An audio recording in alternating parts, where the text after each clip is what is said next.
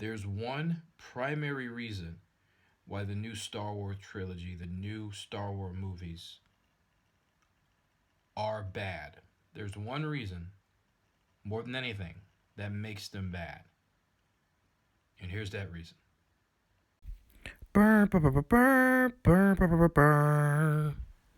What's up, guys? Oreo Ingram here. I am a screenwriter, filmmaker, actor, comic. I've also worked at Disneyland. Here's kind of proof here, if you needed it. I'm a huge Disney fan, so I want to do everything in my power to help Disney, to do whatever I can to take the brand to new heights and new levels, even heights that they can't even dream of because they've done everything. And one big way to do that, as a screenwriter, I've noticed a huge issue with Star Wars, with LucasFilms, that segment, and what they're doing to these movies. I noticed something as a screenwriter, and it actually, someone that helped me notice this was a YouTube video, Just Right. It's a YouTube channel for screenwriters. It helped me reach that conclusion. So I encourage you guys to check out Just Right. They make really great content. The video is called The Rise of Skywalker. Is the most frustrating J.J. Abrams film. I'm literally checking it out right now. I just checked it out, and they helped me come to a conclusion as to why, more than anything, the new Star Wars movies suck. And that reason is, that number one reason is, the writers don't know what Star Wars, what their movies, these new movies, they don't know what it's really about. They don't know what they're really trying to say. They don't know what they're really trying to say.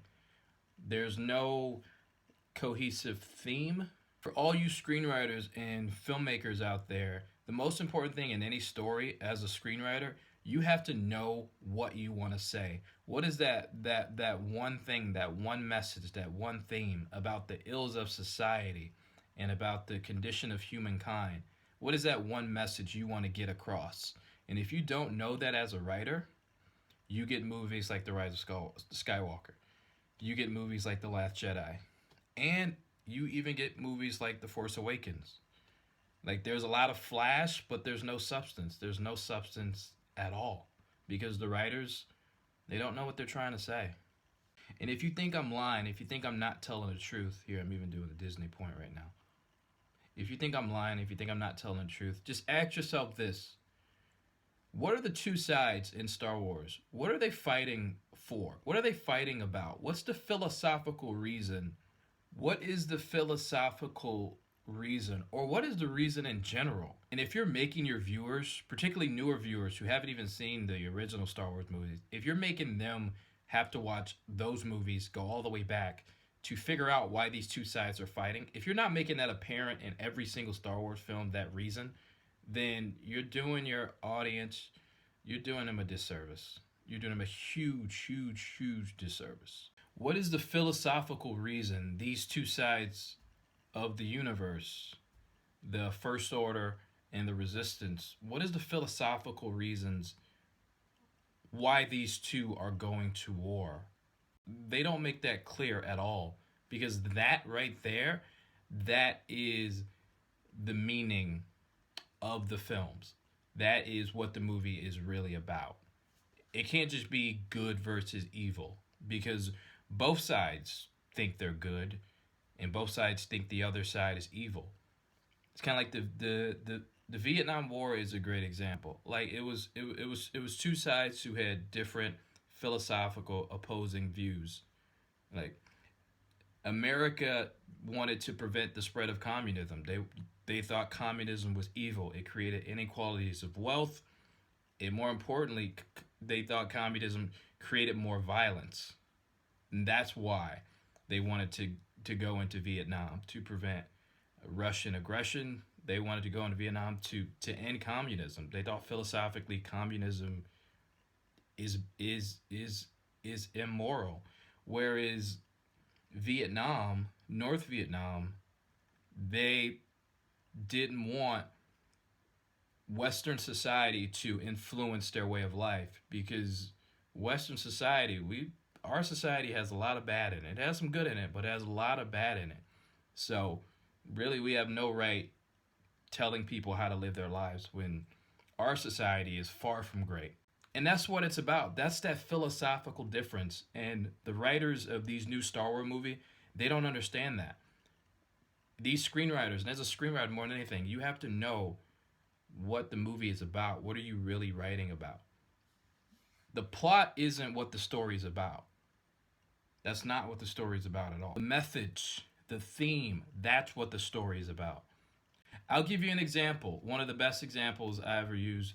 I don't care if you hate this movie or love this movie. I don't care. Home Alone. Like, I'm from Chicago. It was shot in Chicago. It was set in Chicago. I visited the Home Alone house in Chicago. So it's a very personal movie to me, not just as a writer, but as a Chicagoan. Home Alone, for example. If you ask someone what Home Alone is about, they'll tell you it's about a kid who got left alone by his stupid parents. Really, they left the kid alone by himself. Now he has to defend his house from these idiot burglars, and he has to protect his home and try to survive before his parents get home to save him.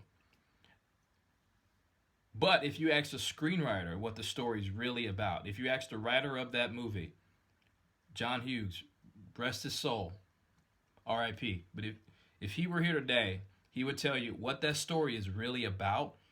It's not about Kevin trying to protect his home from burglars. That's not what it's really about. What Home Alone is really about is a kid realizing that even though he doesn't like his family sometimes, deep down he loves his family. And he doesn't realize that until they're gone. And he realizes he doesn't need his family to take care of him. That's not why he loves them. He doesn't need his family to take care of him, because when they were gone, he did a great job of taking care of himself and defending his house.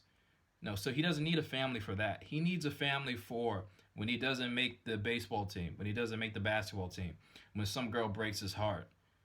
The companionship, the love, that's why he needs his family. And he doesn't realize that until they're gone. That's what the story's really about.